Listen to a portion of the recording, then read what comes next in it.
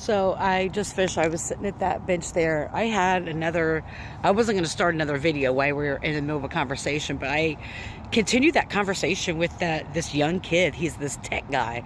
And the more he talked, I'm like, yeah, of course the reading resonated, what he was talking about, but he kept talking about just being present. And he's not sure which direction to go to in his life. He doesn't know what that looks like. It was a very interesting conversation. And then so we start talking about just running into people or meeting people and having like really interesting experiences. And of course, told him about George, George, the bench guy over there. And he shared with me some interesting experiences of people that he's met. And and I always look at encounters with people as signs, and I don't believe in coincidences. And so I've been sitting here after he left thinking about it. And I remember when I was a lot younger, in my 20s and 30s, that I would be like him and just randomly go up to people and ask them what they're doing, or to like engage human interaction. And since he was a tech guy, he was just saying like, I know what really goes on behind YouTube and these social media platforms, and how AI is and all that, and we're losing the human connection. And I was like, yeah, what's interesting is that because I didn't have that human connection, because I had to remove myself, confirmation from all these people, places, and things, that a lot of people on social media became like a certain type of family. A lot of you became an amazing family for me, that I felt like, and I said for me it was in the spiritual realm, that I wasn't alone, that the weird shit I was experiencing, and the attacks and just all these things that I knew about, but I've forgotten about, let's just say that were reignited thanks to social media, thanks to my soul tribe on social media.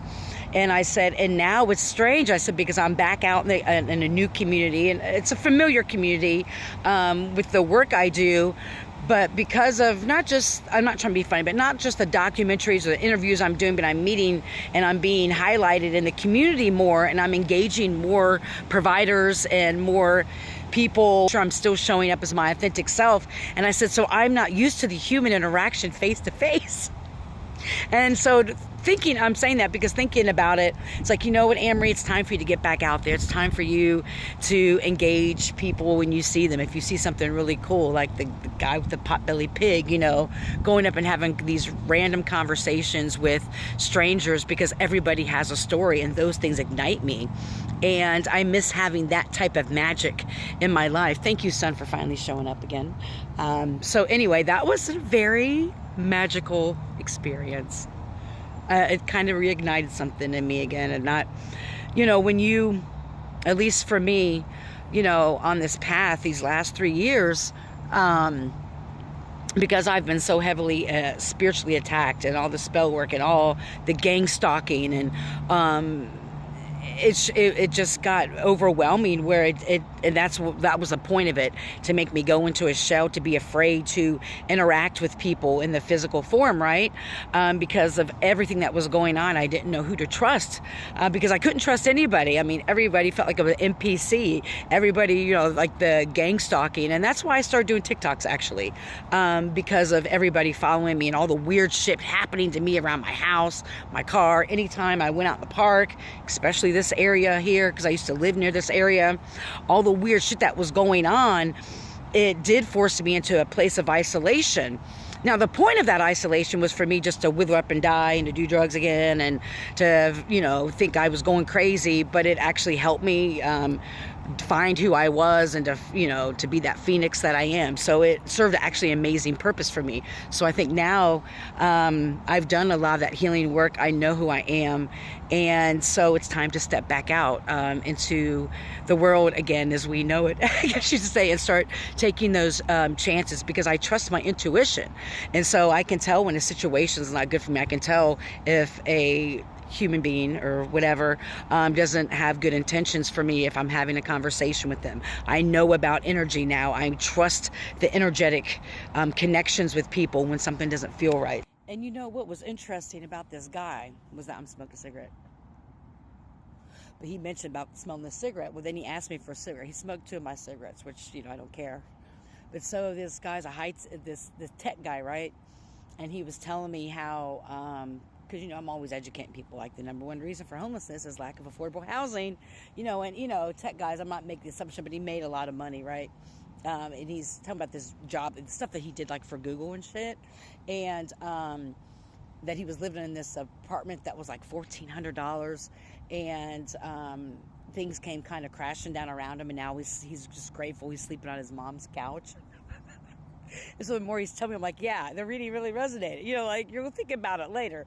It's usually how some of my readings go. People are like, I don't know, that's not really resonating. And then I'll hear from someone like a week or two or a month after the reading, like, oh, now I get it. Yeah. So even if any kind of readings you get, just keep in mind that a lot of times the true readers, they'll give you divine insights and guidance that may not make sense until you think about it and step away from it.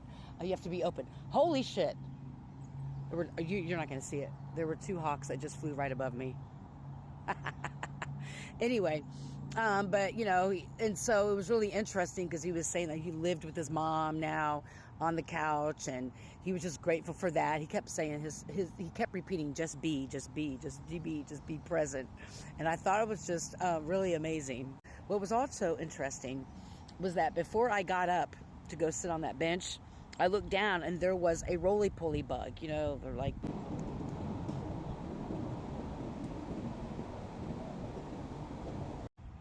It was interesting because I researched what roly-poly bugs meant, and I'll put that up here. And it was about resilience and being able to be resilient in all kinds of environments. So the roly-poly bugs, as they're called, represents self-protection, creating boundaries, and creating a safe space.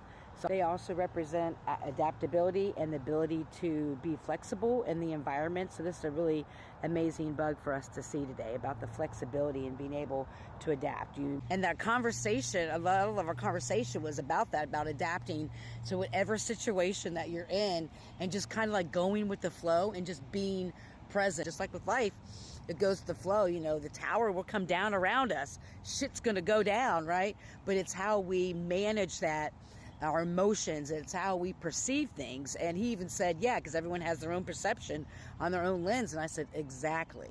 And so we're just going with the flow and being today. Here's the trees. We're still hanging out here. Wow.